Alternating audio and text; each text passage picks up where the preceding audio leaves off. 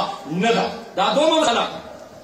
او دریمه مسله دا ده چې مسلمانانو ورونو عربي ممالکو ته خطاب کو، د عربي ممالکو علماو ته خطاب کو، د الله نه وویرېږئ، د رسول الله د قبر نه وویرېږئ.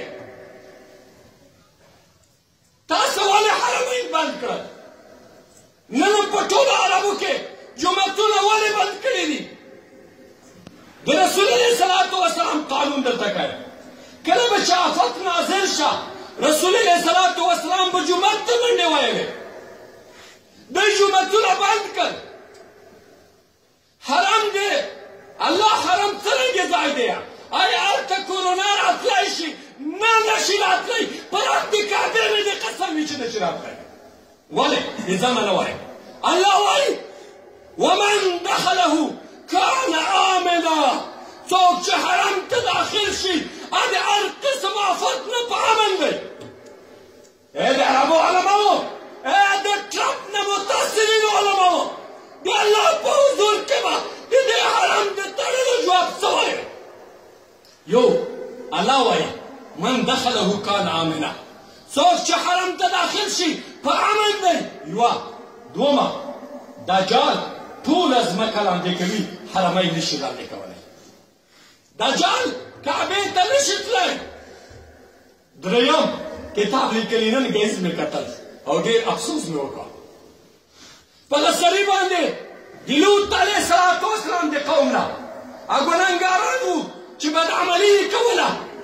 د هر سړي نوم په تیږه لیکل او په سر سره لګېدل. یوه سړي رامنډه کړل، دغې تیږه نه یې رامنډه کړل، د الله په حرم باندې ورننوتله، هغه تیږه ورباندې ونه لګېده، ځکه وایي دا د امن ځای دی. نن عربي دنیا راپورته شوه، د ځمکې په سر یې د کورونا مرکز هغه د خدای حرم وګرځوله، جوماتونه یې وګرځول.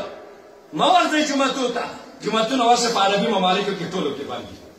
زه وایمه د الله په حضور کې به ابن مهبازه جواب ووایي، د الله په حضور کې به جامع ازهر جواب ووایي. دا بلکل ناروا دي. جومات بندول ناروا دي، د خدای حرم بندول ناروا دي. هغه د امن ځای دی چې مصیبت در باندې راتله ورمنډې کړه او اجتماعي دعا یې وکړه الله تعالی. ګورئ یونس علیه السلام یو قوم دی، یو قوم دی، الله عذاب ورباندې راوسته.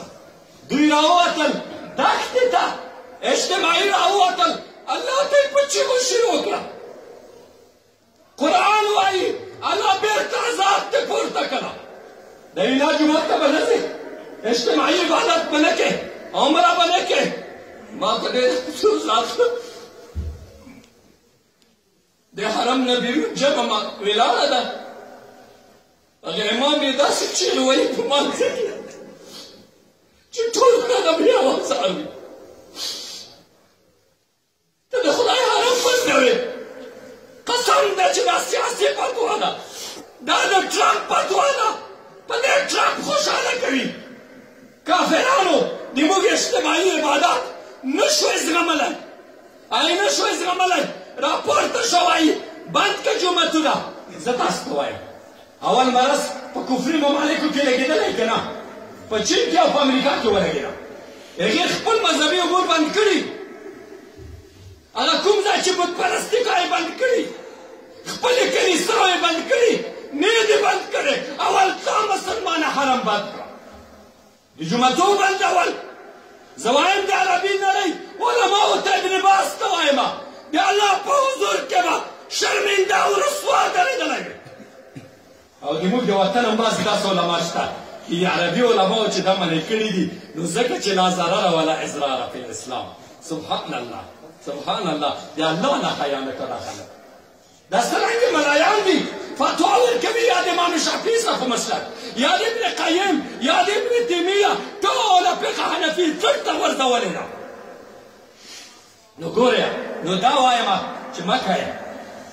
عرب علماو تاسو باید څه کړي وای؟ تاسو داسې کړي وای چې کورونا مرض د الله عذاب دی، باید په عربي ممالکو کې زناوې بندې کړې وای، باید په عربي ممالکو کې شرابخانې بندې کړې وای، باید په عربي ممالکو کې د سود کاروبار بند کړی وای هغه دې بند نه کړه ورغلې حرم ته دې کل پر واچوه نن مې کتل د مدینې منورې د حرم دروازه ته ولاړ دي ای بنده کړه چې جوی مونځ نشته ای د حبیبو نړۍ علماو د رسول الله دغه ژوندي جسد نه حیا نه کوي رسول الله په قبر کې پروت دی رسول الله نه حیا نه کوي دا یې ټول بند کړ دې په ځای چې خلکو ته ووایي ففروا الی الله ای خلکو الله ته ور وتښتئ جوماتونو ته ورشئ